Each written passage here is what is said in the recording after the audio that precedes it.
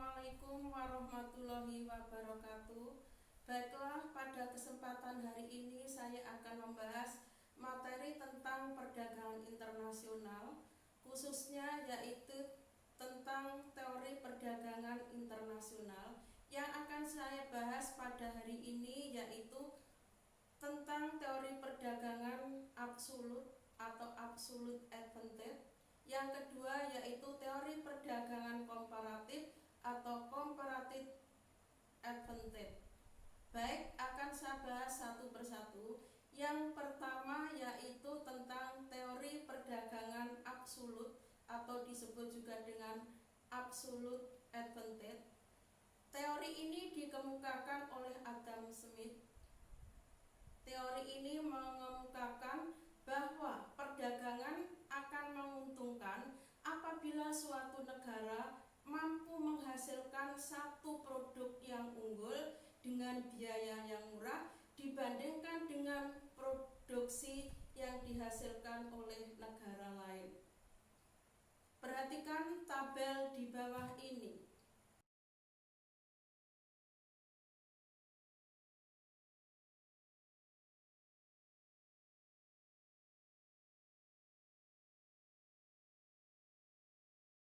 Contoh tabel di bawah ini, perdagangan internasional antara dua negara yaitu antara Indonesia dengan Amerika Serikat. Di situ ada produknya kain dan TV. Di situ ada kolom DTDN, dasar tukar dalam negeri. Indonesia satu hari mampu memproduksi 50 meter kain, sedangkan untuk TV-nya Indonesia mampu memproduksi 10 unit per harinya, sehingga DTD-nya perbandingannya 5 kain sama dengan 1 TV. Sedangkan Amerika satu hari mampu memproduksi kain 30 meter, sedangkan untuk TV-nya satu harinya 60 unit, sehingga DTD-nya perbandingannya 3 kain sama dengan 6 TV. Kesimpulannya, berdasarkan tabel di atas, Indonesia unggul dalam memproduksi kain, sedangkan Amerika unggul produksi TV. Untuk itu Indonesia DTD-nya 5 kain sama dengan 1 TV, sedangkan Jepang 3 kain sama dengan 6 TV. Indonesia apabila menukar produk kain dengan TV, maka akan mendapatkan keuntungan sebanyak 5 TV. 6 dikurangi 1. 6 ini dari Jepang yang perbandingannya 3 kain sama dengan 6 TV, sedangkan satunya adalah DTD dari Indonesia, perbandingannya 5 kain sama dengan 1 TV. Sedangkan Amerika apabila menukar produk TV-nya, ia akan mendapatkan keuntungan kain 3 meter. Ini diperoleh dari 5 dikurangi 2. 2 ini dari mana? Dilihat DTD dari Jepang, 3 kain sama dengan 6 TV. Jadi untuk 1 kain itu perbandingannya adalah 2 TV. Kedua yaitu teori keunggulan komparatif atau comparative advantage.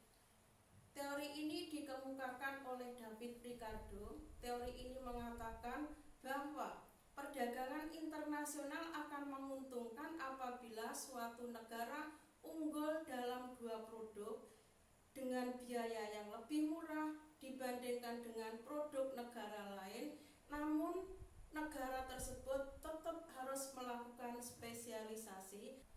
Artinya, walaupun unggul 2 produk, tapi tetap harus mengambil 1 produk. Mana produk yang paling biayanya lebih murah, kemudian unggul dibandingkan dengan produk yang satunya.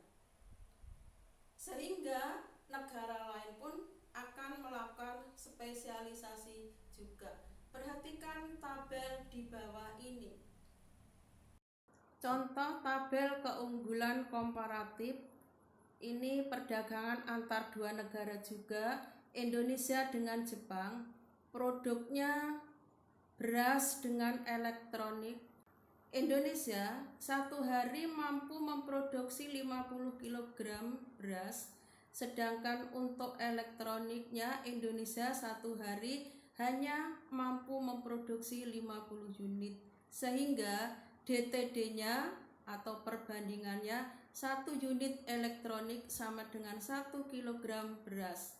Sedangkan Jepang untuk berasnya satu hari mampu produksi 60 kg.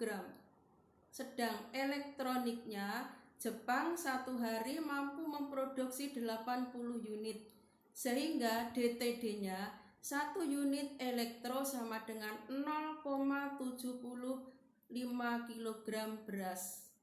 Kesimpulannya, berdasarkan tabel di atas, Jepang unggul atas dua jenis produk, baik beras maupun elektroniknya, dibandingkan Indonesia. Namun keunggulan tertinggi Jepang pada produk elektronik, sedangkan Indonesia lemah keduanya. Oleh sebab itu, Jepang melakukan spesialisasi pada produk elektronik dan Indonesia pada produk beras. Dan apabila kedua negara melakukan perdagangan, maka akan sama-sama memperoleh keuntungan.